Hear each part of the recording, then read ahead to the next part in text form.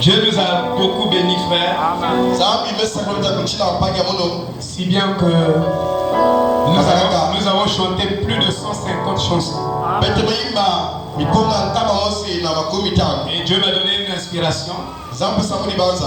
J'ai réuni à peu près 12 chansons qui parlent de la guérison divine. 12 chansons qui parlent de la loi du succès. 12 chansons entre Christ et moi. Et je suis en train de prier le Seigneur qui me donne des moyens. Je veux mettre les 12 chansons de la guérison divine dans les clés.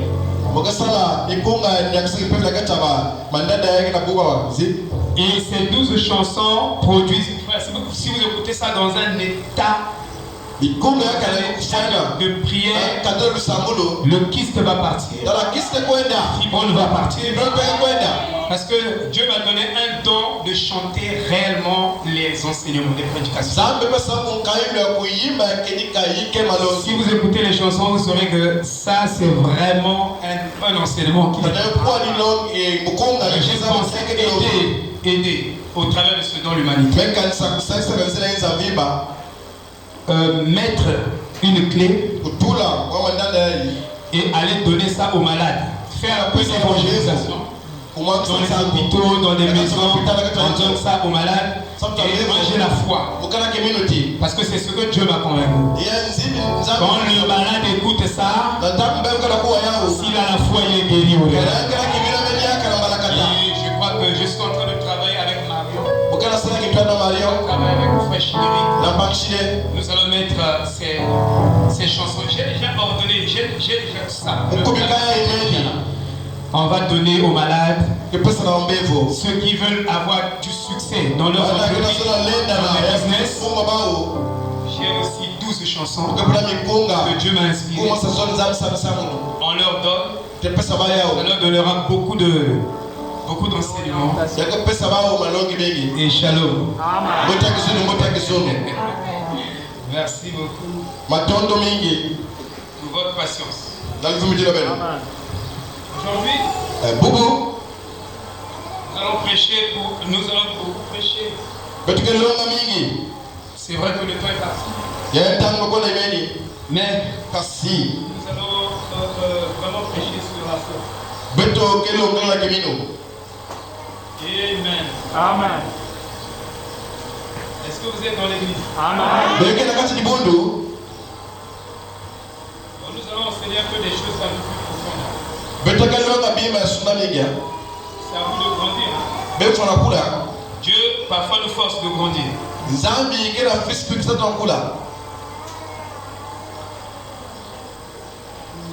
Romains chapitre 10. On se met debout.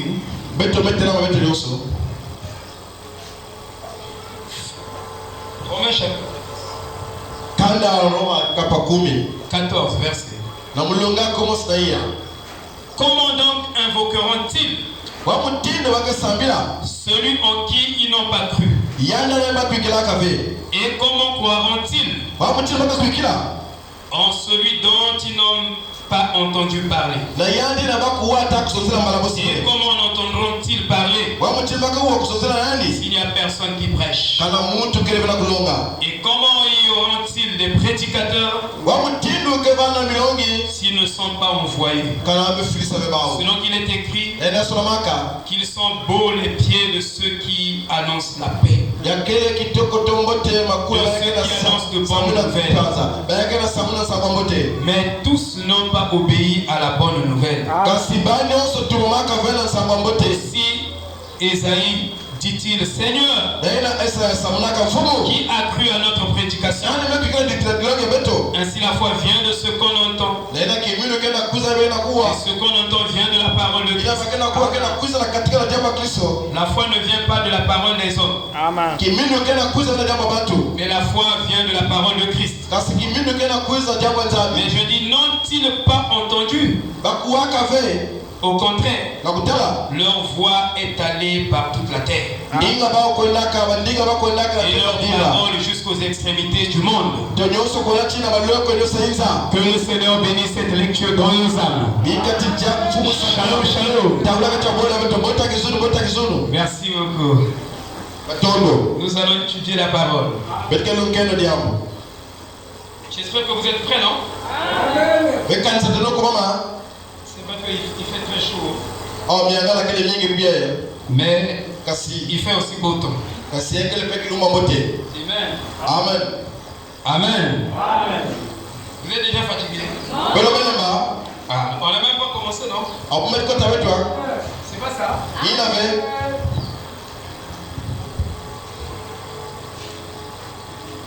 Alors, nous sommes en train d'examiner ici la foi et la pensée. Jusqu'à un peu, Dieu te bénisse.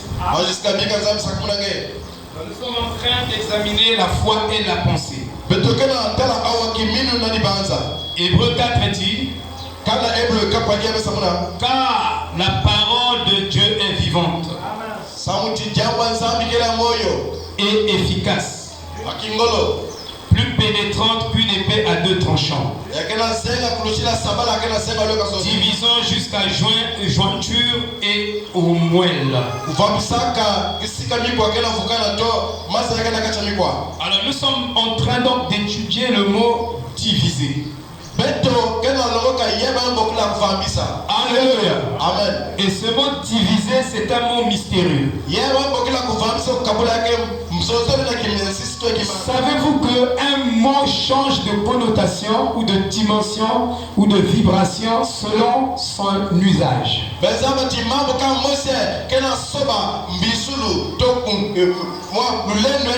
selon la personne qui l'utilise. Amen. Amen. Le même mot que toi tu utilises, quelqu'un peut utiliser ça, mais il peut emmener la perfection dans ce mot-là. Il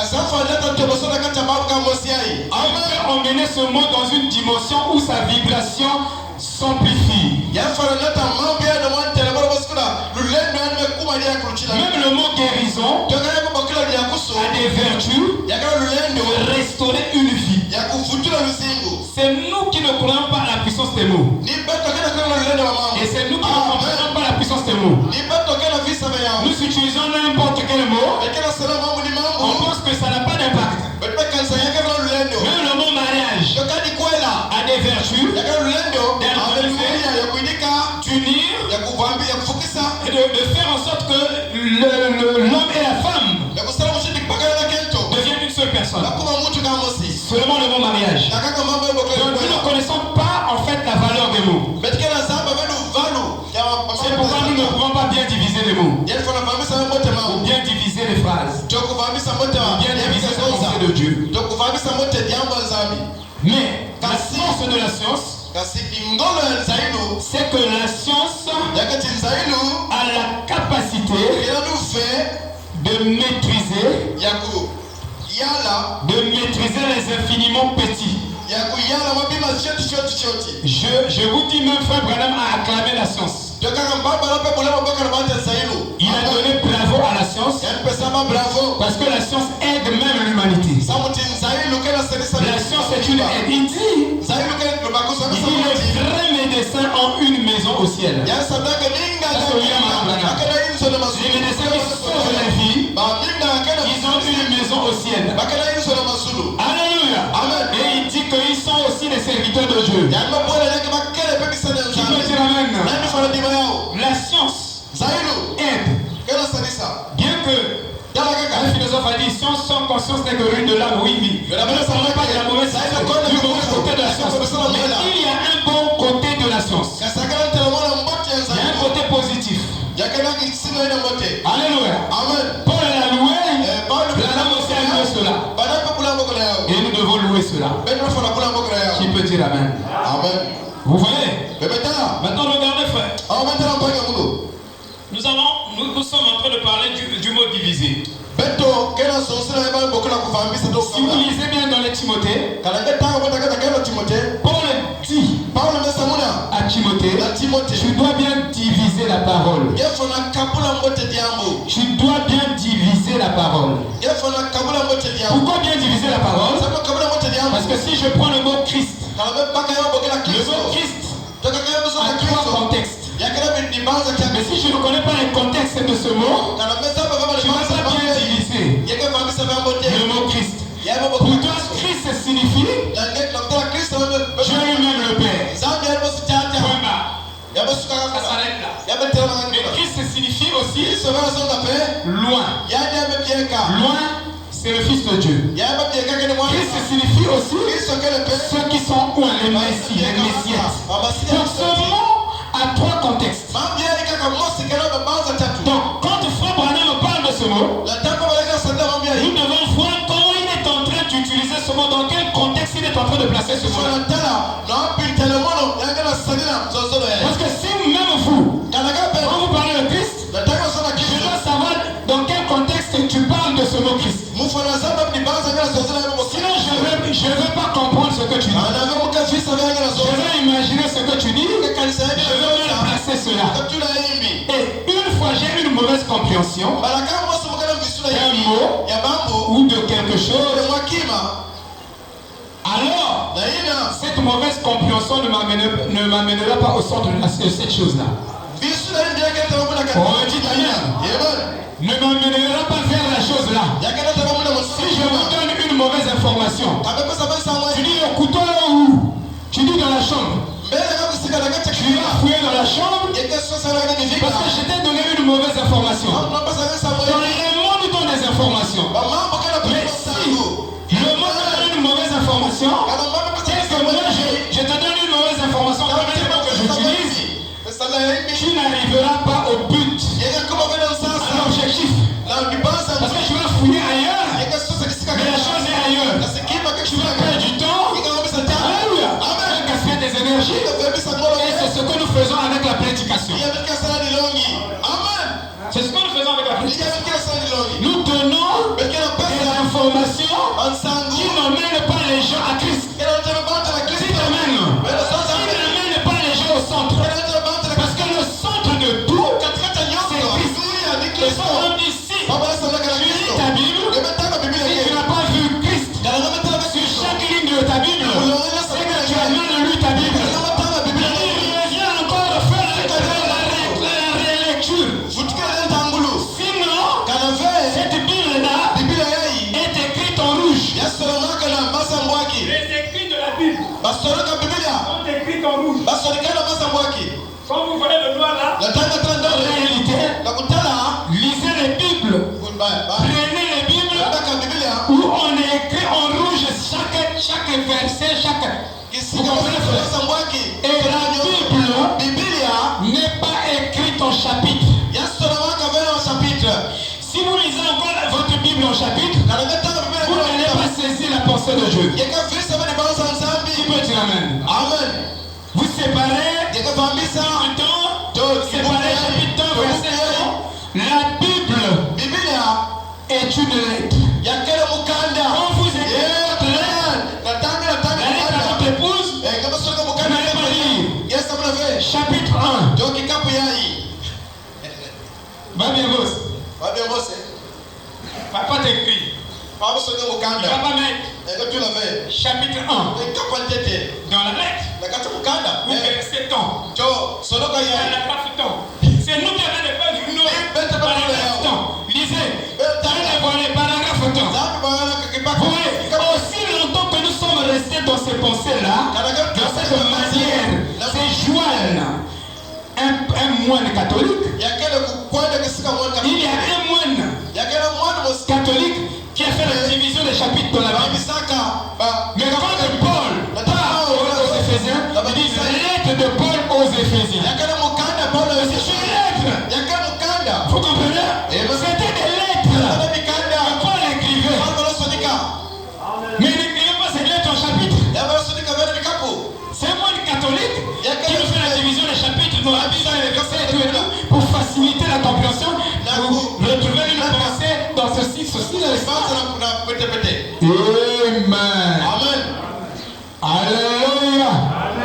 Est-ce que vous comprenez? C'est très important, frère. Nous sommes en train de parler de la division droite de la parole. La Bible dit que division joint jusqu'aux jointures et aux moelles. Alors je voulais vous parler de la force de la science. La science évolue. Et frère Madame dit, l'Église a oublié ses responsabilités. Donc la responsabilité de l'Église, c'est de grandir. C'est de rentrer pleinement dans la parole et découvrir la puissance de Dieu et envahir l'Église par la puissance de Dieu. Mais nous, ils ont commencé à venir le premier jour, le deuxième jour, jusqu'à aujourd'hui, ils ne changent pas. Mais nous ne sommes pas des astronautes. Les astronautes, eux, ils vont découvrir des planètes, ils continuent à faire des recherches, ils découvrent encore des planètes, et jusqu'à présent, la science continue à évoluer. La science travaille avec une pensée flexible. Mais l'Église ne travaille pas avec une pensée flexible. Alléluia. Il est démontré que si vous prenez une entreprise et que cette entreprise travaille avec une pensée scientifique, et le chiffre d'affaires de cette entreprise peut doubler ou tripler ou quadrupler par rapport à une entreprise qui ne travaille pas avec une pensée scientifique. C'est même démontré scientifiquement. Mais comment la pensée scientifique peut impacter le résultat de l'entreprise ou le chiffre d'affaires de l'entreprise? Comme modifier. Vous comprenez? Si vous êtes malade, tout le temps malade, parce que votre pensée est malade. Vous avez cristallisé les prototypes de maladies dans votre subconscient. Et il y a un blocage mental au niveau de votre esprit. Ou au niveau de votre mental. Vous comprenez? Et c'est ce que l'on fait. L'homme a tellement intériorisé le mal en lui qu'il n'a plus la vraie foi pour détruire ce mal. Il faut la vraie foi pour changer la manière de penser. On appelle ça le renouvellement de la pensée. Quand tu vas dans la journée, tu penses peut-être 50 000 pensées négatives. Après, tu peux penser positivement 2 pensées dans la journée. Mais toutes les pensées qui traversent ton esprit dans la journée, ce sont que des pensées de maladie. Et les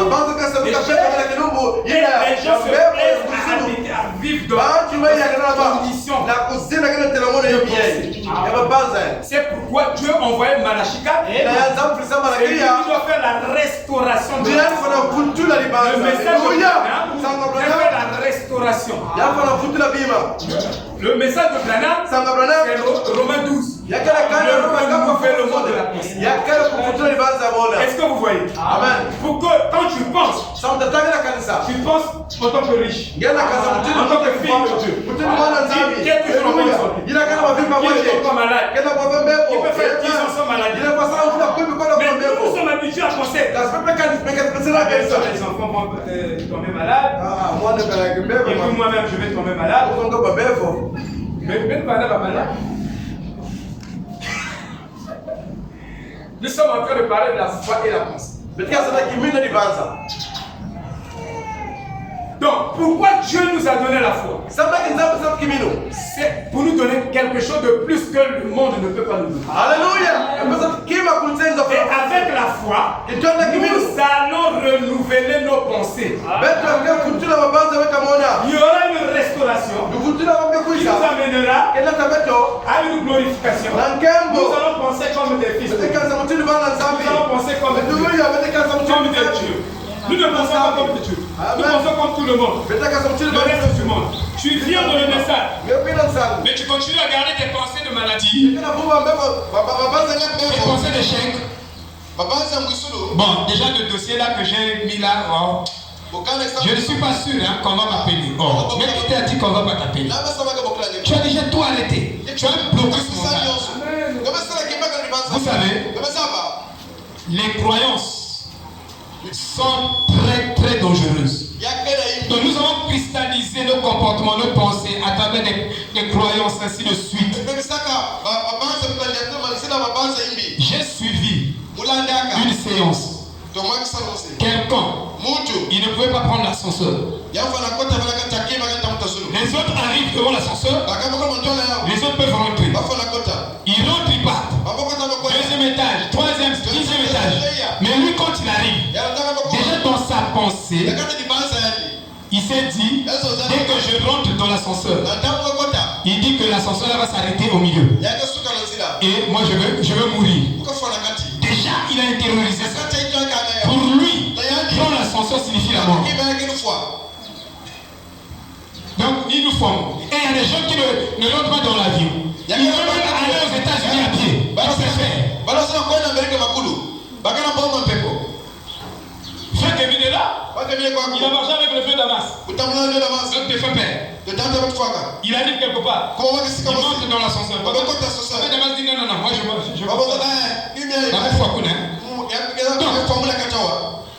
il y a quoi? C'est un blocus mental. Et même dans la guérison, tu te dis, moi je suis cloué. Vous me voyez marcher. J'ai expérimenté la foi. Je suis arrivé un temps où je tenais le pied. Je marchais, je tenais le pied. J'ai avancé. J'ai dit, je n'ai pas la foi. Comment je peux marcher en tenant le pied? J'ai dit, est-ce que moi, quand je me vois dans les visions, je ne tiens pas le pied. Alors frère, j'ai pris l'attelage qu'on m'avait donné, j'ai jeté ça. Je suis allé à Brazza, sans attelle. Mais je ne pouvais pas marcher sans attelle. Si je marche sans attelle, je tombe. J'ai pris ça, j'ai laissé ça à Pointe-Noire. Mais moi je fréquente à Brazza. J'ai dit, je vais à Brazza sans attelle. Maman a crié au scandale. Il dit, maman, j'ai jamais vu un enfant comme ça. J'ai dit, je vais sans attelle. Je rentre dans le train. Pour quitter la maison, arriver à Duyo, je marchais doucement. Je ne tenais pas le pied. J'arrête. Je suis fatigué. Frère, je suis arrivé à Duyo, j'ai pris le bus, je suis allé en gare, je marche, je rentre le train, j'arrive là-bas à Plaza, la télé est restée à Pointe-Noire. Je commence à sentir mal au pied. J'ai dit, je marche par la foi. Et j'ai continué à marcher. J'ai fait 1 année, 2 ans, 3 ans là-bas. Je marchais sans tenir la j'ai épousé ma femme. Si vous voyez la marche nuptiale, j'ai marché. Et j'ai épousé ma femme. On est ensemble. J'ai voulu porter les chaussures. Et j'ai pris les chaussures. Il y a un garçon qui m'a vendu les chaussures. C'était vraiment lourd. Et avec mes chaussures, je n'avais pas la force. Alors j'étais obligé. Pour soulever, j'étais obligé d'appuyer le pied par la main. Sinon, j'avais fait 2, 3 ans, 4 ans, jusqu'à ce que je me suis marié. Peut-être 5 ou 10 ans, je ne tenais plus le pied. Mais j'ai la même foi. Ça, je vous dis la vérité. Donc, la foi, on a des blocages intérieurs. En toi, il y a des blocages. Toi, tu as bloqué ta vie toi-même. Tu as bloqué ta vie, je ne peux pas toucher. Donc, tu te dis, même cette fois-ci, l'enfant va rentrer. C'est toi qui bloques. Ta pensée, l'attitude mentale crée le résultat. Si tu as une bonne attitude mentale, vis-à-vis d'une promesse, ça amènera la promesse à s'accomplir. Donc, il y a des blocages mentaux. Et le monsieur là, quand il arrive devant l'ascenseur, il s'est dit, dès que je rentre, l'ascenseur s'éclate. Et les hypnotiseurs, ils ont pris le monsieur, ils ont fait des séances d'hypnose. Le matin, on le fait asseoir sur une chaise. On lui dit, imagine que tu es en train d'entrer dans l'ascenseur. Et tu arrives jusqu'au 100e étage là-bas. Sans que l'ascenseur s'éclate. Mais avant de lui donner cet exercice-là, on l'hypnotise d'abord. Et on commence à lui parler. Dans son état d'hypnotisme. Il est resté dans la passivité, de la réceptivité. Et on commence à dicter des choses à son subconscient. Que je suis capable de prendre l'ascenseur et d'arriver là où je veux arriver et redescendre sans qu'il y ait un incident sur moi. Je suis capable, donc on lui fait des séances d'hypnotisme 10 minutes et tout, on le sort. Et ainsi de suite. La science arrive là, frère. Et il a quand même un résultat. Et le monsieur, quand il arrive maintenant devant l'ascenseur, il n'a plus un blocage mental. Parce que son subconscient communique avec sa conscience. Le monsieur n'a plus peur d'entrer dans l'ascenseur. Qu'est-ce qu'il lui dit que c'est ça, c'est son subconscient? Et il rentre dans l'ascenseur, il arrive, il descend, il prend l'avion, il monte, il descend. Ça, c'est la science qui arrive à expérimenter. La science expérimente quelque chose. Il y a 3 petits. Quand ils étaient des enfants, quand ils prenaient le jus, il y a un type de jus d'orange comme ça, ils prenaient. Et on leur disait avant de prendre, quand vous prenez ça, le jus là, les gars vont sortir sur votre peau. Regardez comment la pensée peut se matérialiser même sur votre santé. Quand tu prends le jus là, après avoir bu le jus là, les gars vont sortir sur ta peau. Et on disait cela. Ça c'est 3 petits.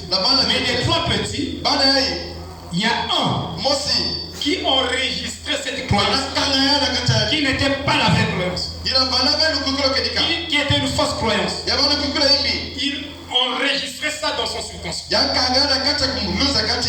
Et il a grandi avec cette croyance. Si je bois le jus là, le jus là va me sortir des gars. Mais c'était une fausse croyance.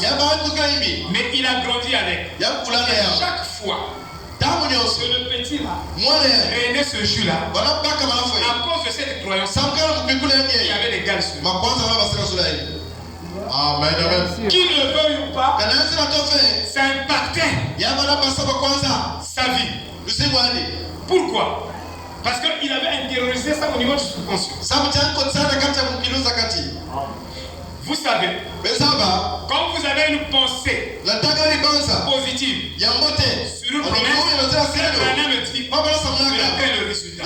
Mais le résultat se crée au niveau du cerveau déjà. Reçoit les enfants, elle croit, elle confesse, elle garde sa position dans cette croyance-là, dans cette confession-là.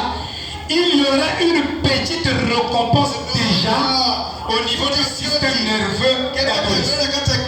Donc le système nerveux d'Adonis, avec son esprit, qui a reçu cette parole, qui a cru cela, l'esprit communique, échange avec le cerveau.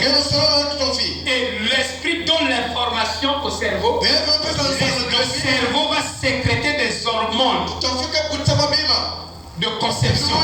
Le cerveau va sécréter les hormones de conception.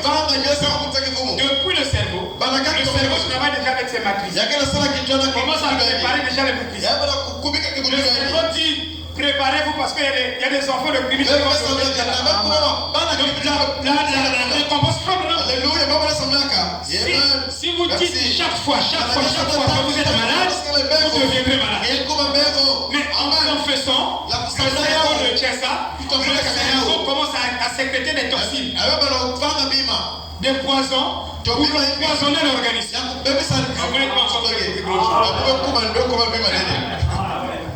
mon ministère, c'est ça. Je vous dis la vérité. Mon ministère, c'est de démontrer Dieu dans les livres. Je vais vous expliquer ce qu'on fait. C'est ça mon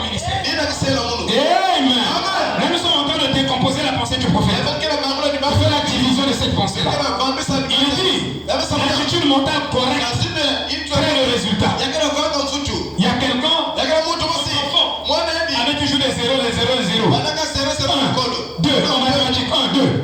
Mais lui, il dit, tu es bête. Tu es bête. Tu es bête. Et quand il disait ça, il ne répétait pas. Il empirait.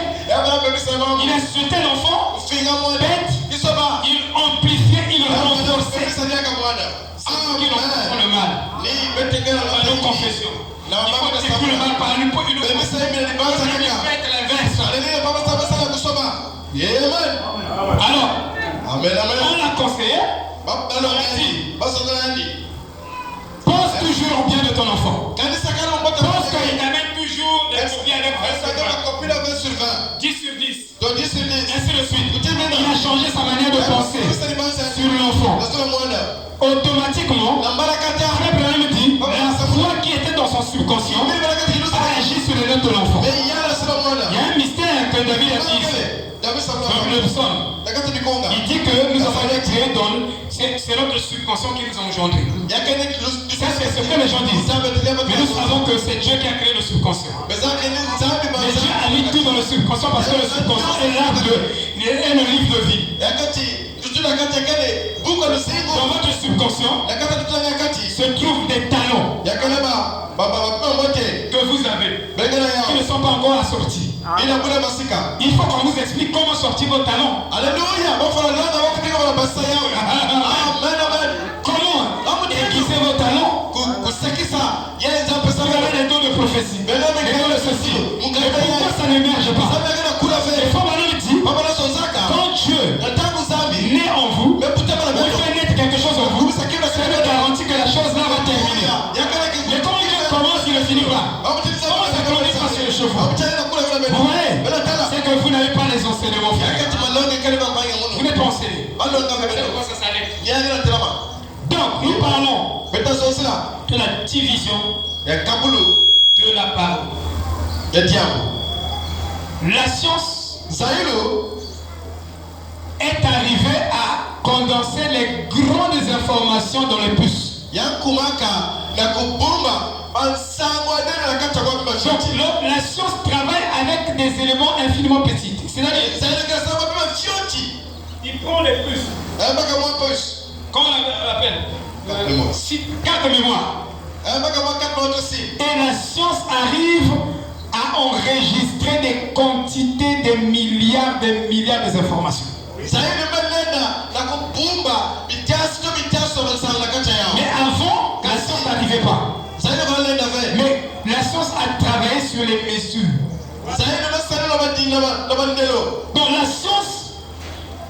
Donc la science a travaillé sur les mesures. Et ils arrivent à traiter l'information, les quantités, les grandes informations, et les enregistrer dans des petites choses.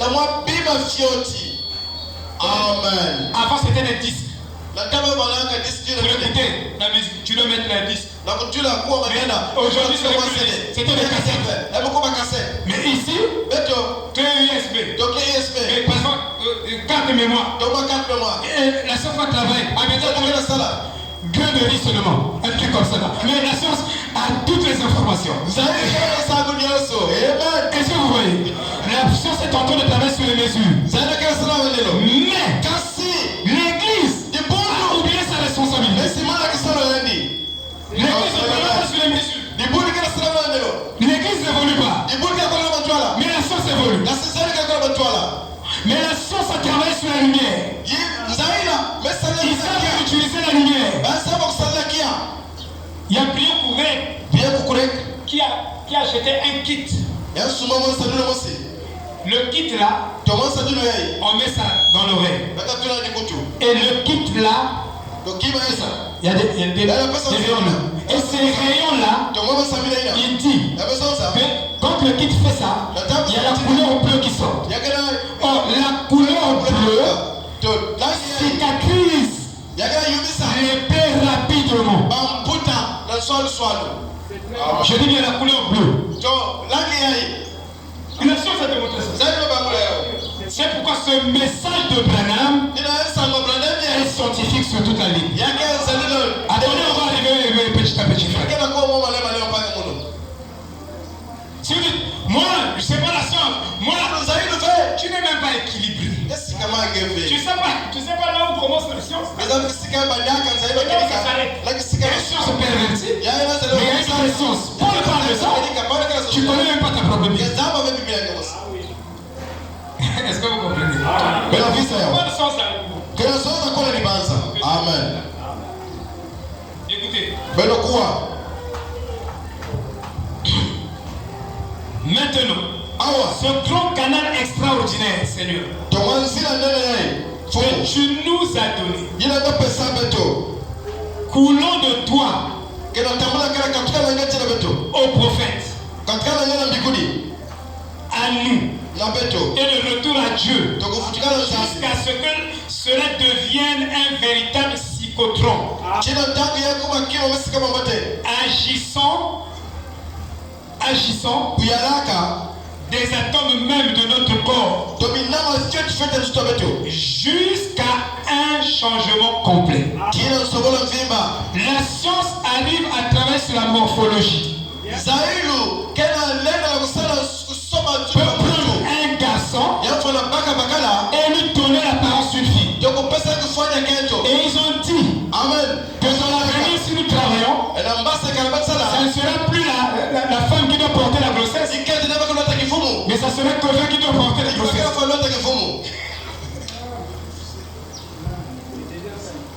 Regardez les défis que la science lance.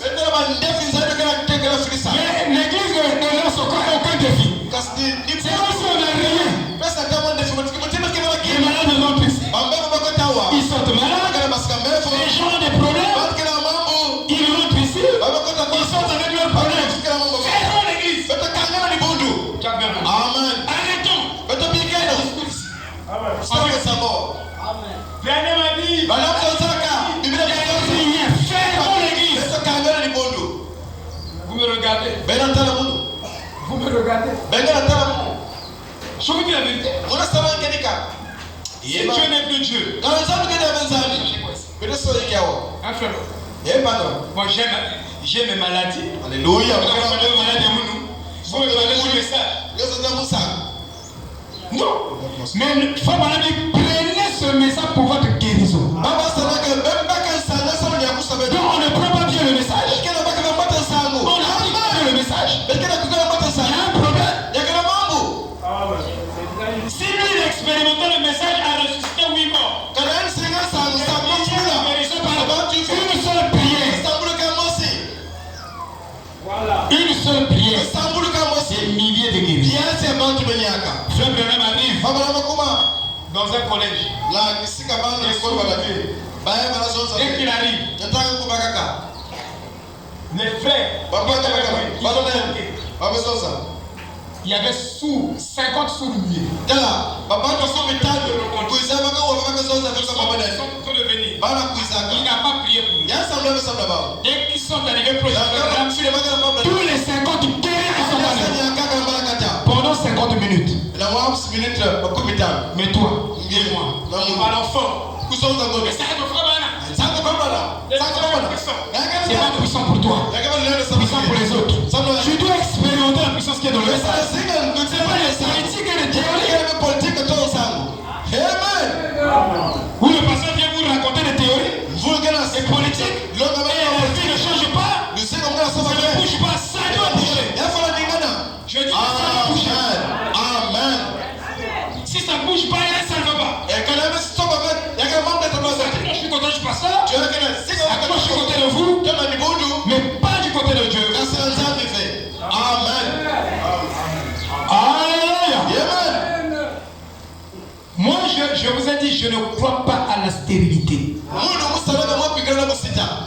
Amen. L'année là ne finit pas.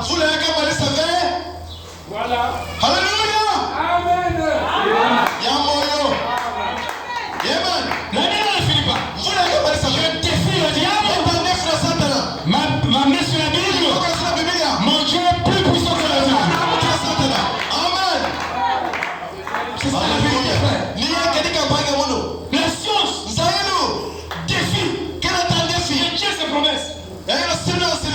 Mais nous, non frère, il y a une fois changé. Ça ne doit pas commencer, continuer comme ça. Nous sommes à la fin de l'année. C'est la fin des souffrances. Alléluia. Cette église-là doit aussi bien vivre. Amen. C'est la vérité. Amen. Amen. Oh là là. Oh là là. Il dit, un véritable psychotron. Agissant sur les atomes même de notre corps. La science arrive. Disséquer ici, faire ceci. Mais la parole que nous avons reçue ne dissèque pas. Mais va vous donner la forme que Dieu vous avait eu avoir sur ce jour. Cette parole est puissante, frère. Écoutez, Père, nous savons ce que les radiations dans le monde peuvent faire. Les mauvaises radiations. Il peut prendre des gènes et donner naissance à des bébés stropiés. Parlons de la lumière, des impacts de la lumière. Regardez les radiations. Regardez des bombes à hydrogène. Des bombes atomiques qui ont détruit Nagasaki et Hiroshima. Et regardez les impacts. Après la guerre, les femmes commençaient à coucher. Les Japonais pouvaient mettre au monde des enfants phénoménales. Je dis bien les enfants phénoménales. Hein? Donc papa est normal. Ça c'est seulement les radiations. Il crée ces résultats-là. Mais combien de fois la lumière éternelle? Prions sur vous. Non, ça doit créer vraiment les impacts sur vous. Ça doit faire de vous super-hommes. Ça,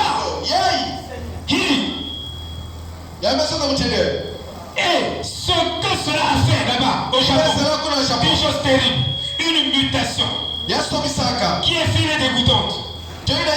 Mais Seigneur, dans ton cyclotron, dans la parole se trouve une puissance qui change les atomes de votre corps. Qui change les atomes de votre corps.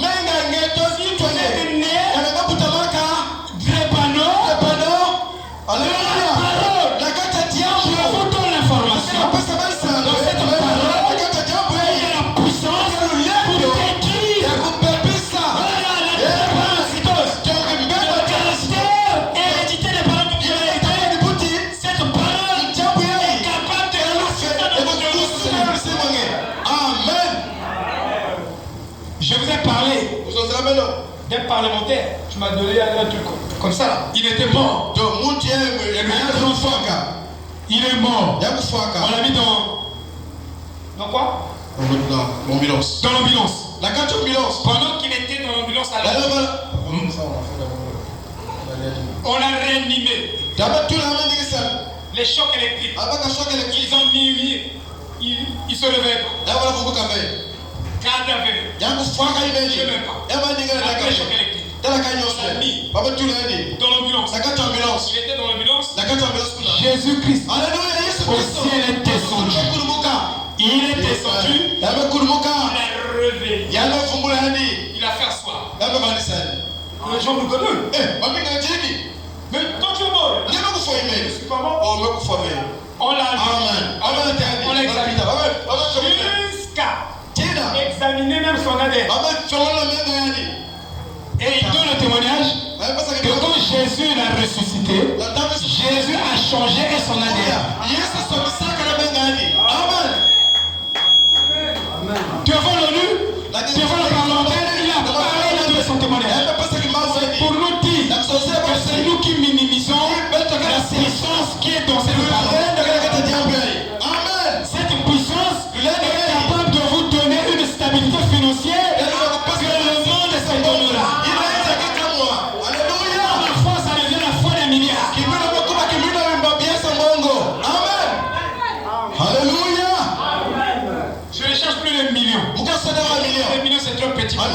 J'ai trop de besoins. Mes frères, je veux vivre mon bonheur avec vous et le partager. Je ne veux pas manger moi-même. C'est mon grand frère. Tu sais que si je suis béni, je partagerai mon bonheur avec toi. Il dit oui, je te connais. Comme ça. Je ne vais pas finir ça moi-même. Je cherche quelqu'un, frère. Toi aussi, pense. C'est ta part. Donc je cherche une grande bénédiction. Si vous cherchez petit, moi je cherche grand. On va acheter toutes les parcelles là. Amen. Il faut pas acheter déjà 6 là-bas. Just Lubata, oui, pasteur. Frère, il y a les frères de l'église là, ils sont contents. Parce que même l'atmosphère fait le résultat. On approche trop les francs-maçons à côté de nous, il faut les chasser. On va acheter. La fois tout le monde va franc-maçonner là, on va connaître. Amen. C'est ça la vérité, frère. C'est pourquoi j'ai besoin de beaucoup d'argent. Il y a les frères ici qui quittent la maison à pied pour venir écouter la bonne parole. On va mettre des bus à la portée des enfants de Dieu. Ça va aller chercher depuis la vidéo là-bas. Papa, regarde la famille là. Il va une fois, 2 fois aller. Je vais donner aussi la parole. Amen. J'ai pris pour sa voiture là. Il quitte loin. Non, ça me fait très mal. Alléluia. Nous devons prier les uns pour les autres. Ne soyez pas égoïstes. Si vous ne pouvez pas aider quelqu'un financièrement, parlez à Dieu. Je suis comme là. Vous pouvez prier pour lui. Amen. Prions pour le bonheur des uns des autres. Nous sommes une famille. Qui peut dire amen? Je suis loué. Voyez-vous, frère? La capacité de la science. La science a la capacité de maîtriser les mesures. C'est ça la capacité de la science. La science a la capacité de maîtriser les mesures. Dans les mesures, vous avez la division de la parole. Et je vais vous parler de... Peut-être, je ne sais pas si je vais arriver à 10 mots. Mais je vais vous parler de ces mots-là. Comment le prophète en a divisé. Je veux dire, comment le prophète en a divisé. Parce que pour nous, un mot est une déclaration. Mais pour le prophète, le mot n'était pas simplement une déclaration. C'est pourquoi vous pouvez venir ici midi à 14h. L'Éternel a dit, les gens ne vont pas changer. Je te dis la vérité, les gens ne changeront pas. Cet évangile-là, ça n'a pas changé radicalement les gens. Ils ont reçu peut-être un changement psychologique, moral, mais pas le vrai changement qui est écrit dans le psychotrone de Dieu. Normalement, la parole devrait changer radicalement. C'est la vie que nous vivions avant et la vie que nous devons vivre en tant que fils et filles de Dieu. Amen. Donc pour nous, un mot, c'est une déclaration. Donc j'ai vu la déclaration, j'ai prêché, j'ai fait la déclaration, tout est bizarre. Alléluia. Naël, revient avec la haine, mais un mot a des vertus dans la levée même la haine. Vous voyez, mais c'est le mot qu'on prononce, mais on les prononce sans révélation. Vous savez, je peux venir parler d'un mot. Mais tant que le mot là, que je parle, n'a pas reçu la substance dans mon esprit, ce que je dis est vide. Je peux dire des bons mots, ça ne fera rien. Le gros problème, c'est que le mot là doit créer une substance qui est vide de ce mot en parallèle. L'équivalent de ce mot-là en esprit doit loger dans mon esprit. Et quand je le prononce, cela fera du bien. Ça va faire l'expiation. Mais si aussi longtemps, moi qui prononce le mot, je ne suis pas un. Avec ce mot, j'aime le frère Neville parce qu'il prêche ce qu'il est. Vous voyez, nous prononçons les mots. Je dis l'amour, mais je ne veux pas l'amour. Tu vois, la substance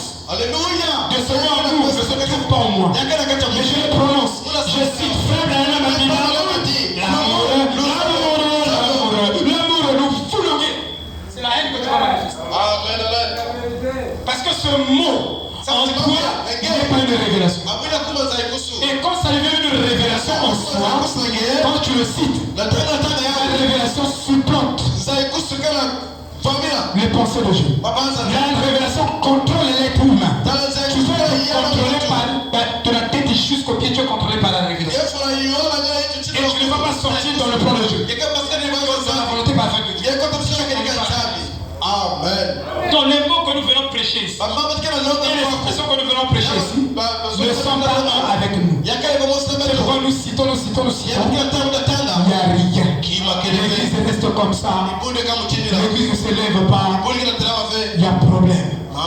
Mais le problème, ce n'est pas les mots là que nous citons. Le problème, c'est nous qui citons ces mots. Amen. Attendez. Parce que pour nous, le mot, nous avons pris le mot, le dictionnaire Robert, dit que ça, c'est pas ça. C'est pas ça. Amen. Qui veut dire Amen? Amen. Dites Amen. Amen. Mais vous prenez le dictionnaire. Le dictionnaire ici. J'ai la signification du dictionnaire du mot psychotron. Je peux dire le psychotron. Le psychotron, la définition du psychotron. La définition scientifique de psychotron. Le psychotron est un type d'accélération des particules circulaires dans lequel les parties chargées comme des ions sont accélérées par un champ magnétique et décrivant une trajectoire en spirale. C'est ça le psychotron. Dites Amen.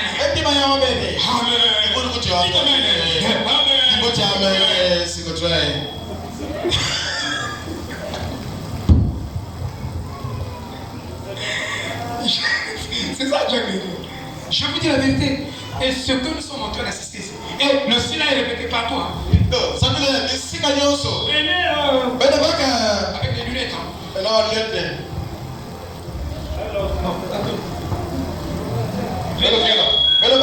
brochure. Les deux ne s'entendent. Au paragraphe. Ça ne donnera rien. Je vous dis la vérité. Amen. Allez. L'ordinateur. Bon, j'ai sélectionné mes citations de prophètes sur le dictionnaire qui parlent de l'adoption. Allez, adoption. Première citation. L'adoption des fils. Alléluia. Amen. Deuxième, alléluia. Ça ne donnera rien. Garantie, frère. Maintenant, parce que me pouvez la voiture. Mais j'ai la révélation. Amen. Je vous dis la vérité. Vous allez vieillir son temps. Le grand problème, c'est que tu dois avoir la révélation de ça. Quand tu as la révélation de ce qu'on cite là, ça ne te donnera pas un changement. La puissance de ce mot va envahir ta vie. C'est la vérité. Frère, les quantités de prédications que nous avons reçues. Si c'était ça qui changeait les vies, ça c'est vrai. Voilà, vous écoutez. Mais, quand ça dit, si deux aspirations s'unissent, cela produit un changement. Donc, le Saint-Esprit qui a inspiré ce message, le même Saint-Esprit va inspirer au pasteur ces citations-là. Il doit recevoir la même révélation que le prophète a reçue. Sinon, il n'y aura rien. C'est ça la vérité. Amen. Mais voilà. Amen. Vous voyez, prenons le mot lumière. Dans la Bible. Quand vous prenez le mot lumière, la lumière apparaît. Nous citons. La lumière sur moi. La lumière sur moi. Malgré qu'on cite, il n'y a aucune vertu. de la lumière qui éclaire notre chemin. Vous voyez, frère?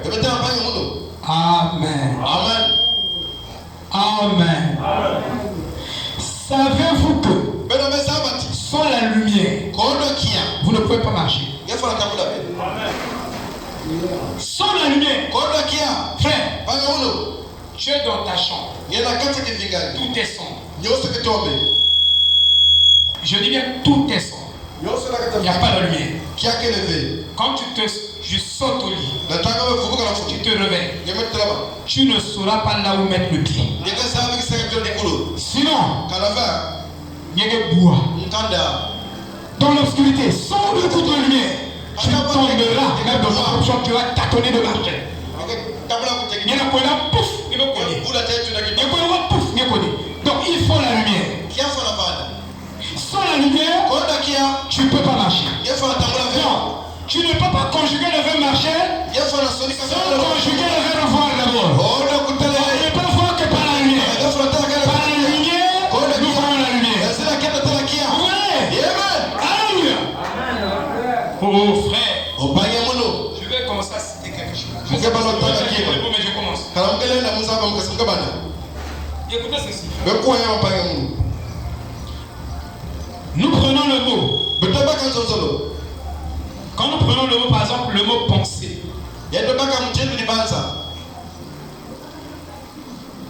Tout le monde utilise le mot penser. Mais quand Frère Branham prend le mot penser, il le rend légitime. Tu peux utiliser un mot, mais tu ne le rends pas légitime. Parce que tu l'utilises dans des contextes où le mot-là n'a pas ses vertus là-bas. Dans ces contextes-là. Mais le mot-là a des vertus dans les contextes que la révélation lui a donné ça. Vous comprenez? On prend le mot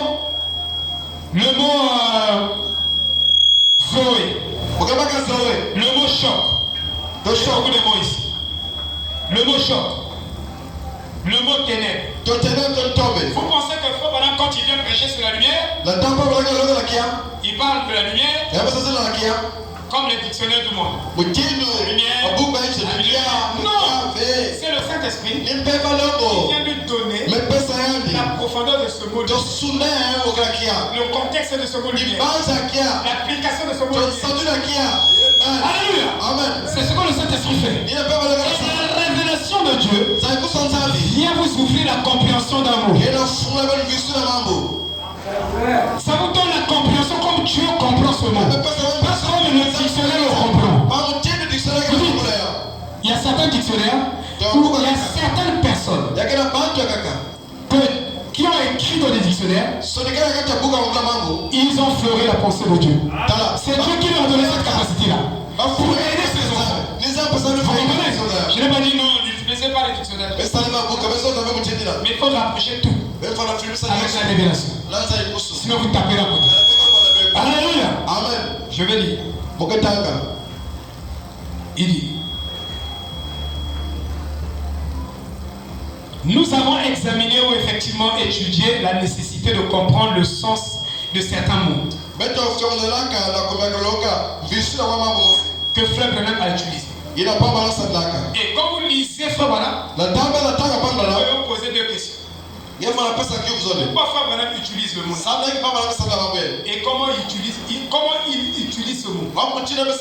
Sinon, vous allez utiliser ça de façon illégitime. Parce que le prophète est venu nous cadrer. C'est une mesure, c'est une bande. Et regardons pourquoi le prophète utilise tel mot. Et comment il est en train d'utiliser ce mot-là. C'est une bande, c'est une mesure. Alléluia. Ça nous permet de diviser bien ces mots. Et la compréhension de ce mot. Il dit: allez utiliser pour savoir ce que Frère Branham disait. En fait, dans ce sermon, sermon de Frère Branham, vous pouvez voir comment Frère Branham est en train d'utiliser le mot. Il applique ça sur qui? Ou il applique ça sur l'église? Il applique ça sur lui-même. Ou sur Jésus. Il fait la division. Il applique ça sur l'église. Ou il applique ça sur celui. Par exemple ici. Paul, quand on étudie les Épîtres de Paul, Paul est en train de dire ceci. Il dit que nous avons reçu du Seigneur ceci. Et le nous là que Paul parle ne suppose pas tout le monde. Ça suppose lui-même. Il dit nous, mais c'est je. Mais il ne voulait pas dire je. Il ne voulait pas dire je directement, mais indirectement. Il dit que si vous pensez être inspiré ou prophète, reconnaissez que ce que nous avons péché, ça vient de Dieu. Mais nous qui? C'est lui-même. On appelle ça nous éditorial. Donc je peux dire, nous pensons que, mais ce n'est pas nous tous qui avons pensé, c'est moi. On appelle ça nous éditorial. Donc, si vous ne connaissez pas toutes ces choses et les interpolations, Frère Branham est en train de prêcher. Quand il prêche, il dit une pensée de l'esprit. Il arrive quelque part dans son sermon. Il dit frère, tu te rappelles le jour-là quand tu m'avais amené les carottes à la maison? Il dit, hein, tu te rappelles le jour-là tu m'avais amené les carottes à la maison? Est-ce que les carottes à la maison, ça c'est la pensée c'est du sujet? Parce qu'il déplace ces choses-là. Il parle. Il dit, vous vous souvenez quand vous m'avez donné la voiture là? Il est tenté de parler d'autre chose. Il parle de quoi? De Shalom. Maintenant, toi, quand tu viens ici, pour toi, tout ça c'est. Donc, tu vas chercher ça. Bon, Frère Branham a dit les carottes là-bas, donc vous devez aller prendre les carottes. On chercher ça aussi. On appelle ça les interpolations. On appelle ça des courbes. Même dans la prédication des courbes. Parfois la ligne va comme ça. Et ça devient ça forme une courbe. Et quand tu parles avec des courbes. Apocalypse 10 est une courbe. C'est une interpolation. Les 144 000 juifs, c'est aussi une interpolation. Ce sont les courbes. La Bible, c'est une courbe. Pour toi, tu t'attaches à ça. Et tu commences à étudier ça. Tu étudies les carottes, tu viens prêcher les carottes. Donc, ainsi ça va nous donner la vie. Frère Branham porte le chapeau des Indiens de cow-boy. Vous vous rappelez quand j'étais sur le chapeau des cow-boy? Il est en train de prêcher, il parle de ça. À le temps aussi? Oui. Tout ça c'est le message. Le message, bon, quoi c'est le message? Bon, nous avons plus le message. Vous faites des bêtises. Non, vous me regardez. Parce que quelqu'un, nous, avec notre réserve, on dit même la tour de fleurs. C'est le message. Non, mais nous, on a le matin, à chaque fois qu'on peut le sur la montagne. Puisque Frère Branham fait ça. Le messager et le messager sont un. Mais pas dans ce sens-là. Vous confondez les choses. Vous bouleversez les choses. Amen.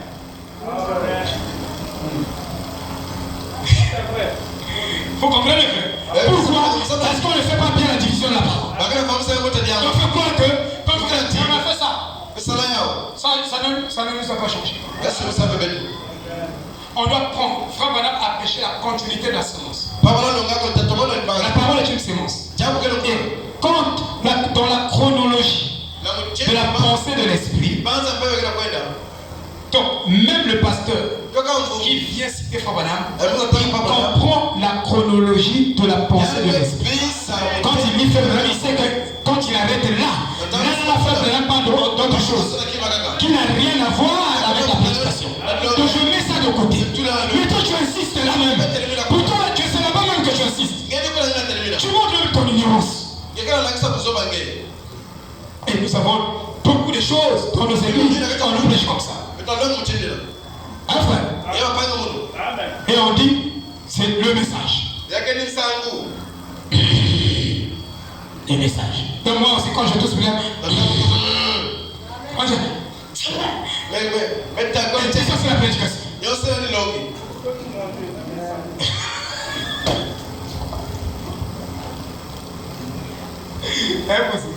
C'est ça, ça va vous donner la vie. Il y a la chronologie du saint. Il y a la chronologie de l'esprit. Et quand il parle, tu sais que frère, je parle ici. Si je ne suis pas bien enseigné, il y a moi qui me tombe aussi contre la cage. Amen. Je vous dis la vérité. Parce que je ne peux pas barrer ça. Ça rentre dans la prédication, dans la scène, tout ça. Il faut diviser la parole. Il faut diviser la parole. Il faut prendre ce que le Saint-Esprit a apporté à l'église. C'est difficile de vous enlever cette croyance. Moi-même, j'étais dans cette croyance. Mais vous la souci. Amen. On va pas écouter ceci. Je vais vous lire quelques. Même 3 par rapport au temps. Je lis. Prenez le mot pensée dans la langue de l'Église ou dans l'usage humain. Il n'y a jamais, au grand jamais, à cette compréhension que vous d'abord, vous devez obtenir mécaniquement. Le Saint-Esprit ne viendra pas vivifier un mot que vous n'avez pas bien placé.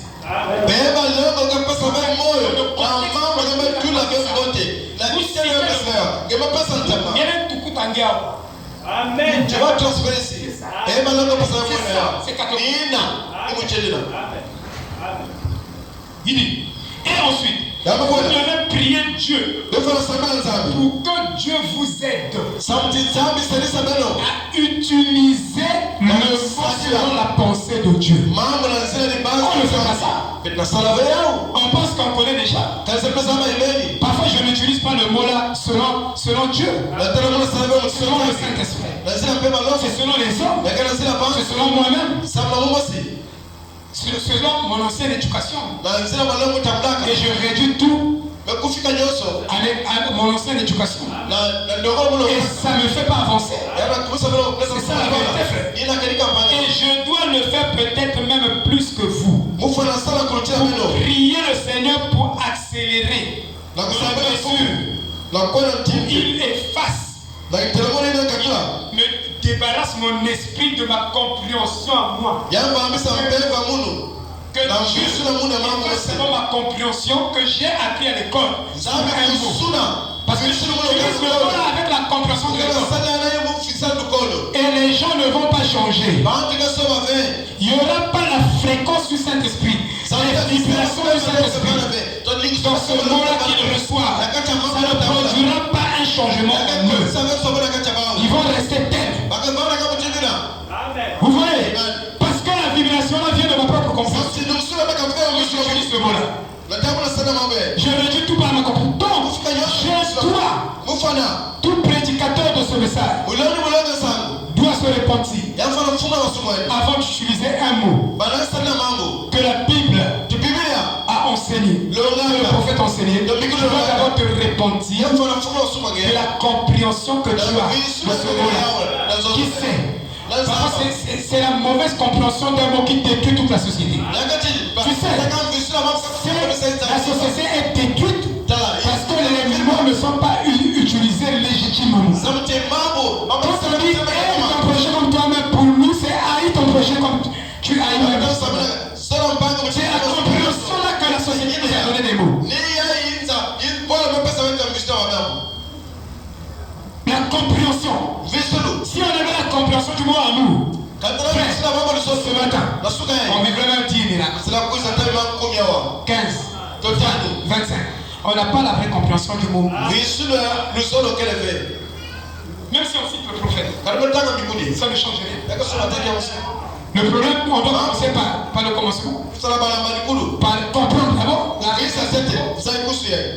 Vous voyez? Il dit. il efface, se débarrasse en fait de toute autre connotation ou compréhension lorsque ce mot particulier pensé est utilisé. Frère dit, avant qu'il y ait la parole, il y a d'abord une pensée. Il dit la pensée contrôle nos actions. Donc si tu as des mauvaises actions, tu as des mauvaises pensées. Et nous ne prêchons pas les actions avant les preuves. Si tu crois mal, tu auras des mauvaises actions. Le problème, il faut changer ta croyance d'abord. Une fois la croyance est changée, les bonnes actions vont sortir de cette croyance. Amen. Une fois que tu as une bonne compréhension, ça va produire la vie. Vous voyez, il y a un type. Alors un jour, un garçon qu'on appelait ça, un monsieur, il aimait siffler.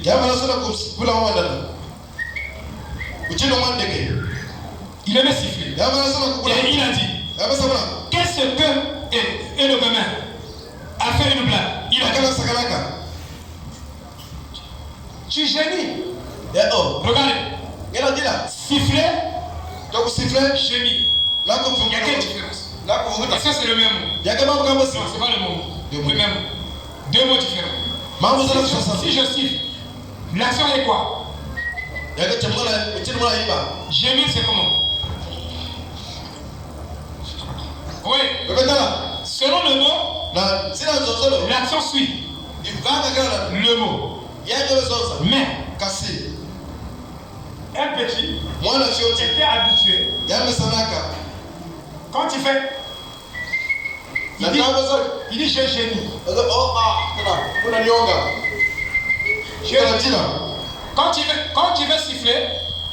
Quand il veut siffler, il dit je gémis.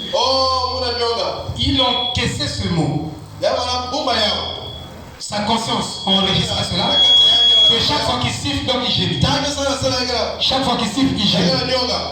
Alors, quand il avance, déjà il a déformé sa compréhension des choses. Pour lui, siffler c'est gémir. Maintenant, quand il a voulu redresser, il dit non. Il a compris que ce que je faisais ça, non, ça va mon gars. Je sifflais. Mais entre temps, il a enregistré au niveau de son subconscient. Chaque fois qu'il siffle, et les actions qui suivent, même s'il dit qu'il a la foi, il a déjà le doute dans sa subconscient. Là où tu es là,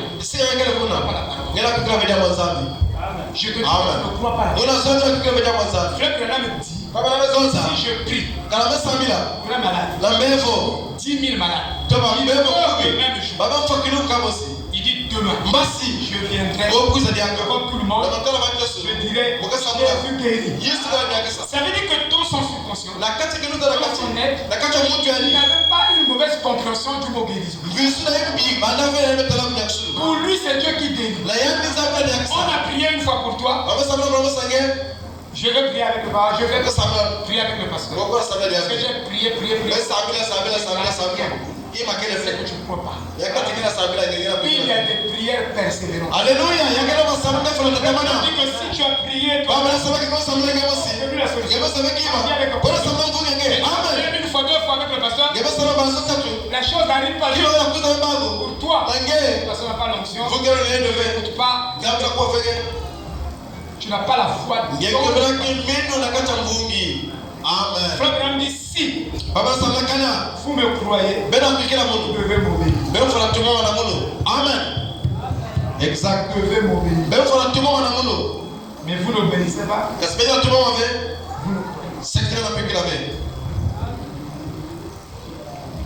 On est habitué à tout le monde ici assis, nous sommes des scientifiques. Parce que dans la science, la pensée scientifique émet des hypothèses. Et ça pousse sur les expériences. Or, toi, tu ne peux pas marcher avec la parole, purement avec la parole, parce que tu vas t'appuyer sur tes expériences. J'avais fait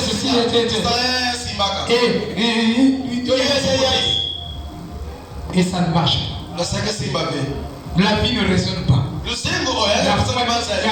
n'y a pas le raisonnement dans la foi. Alléluia. Il n'y a pas les hypothèses de la foi.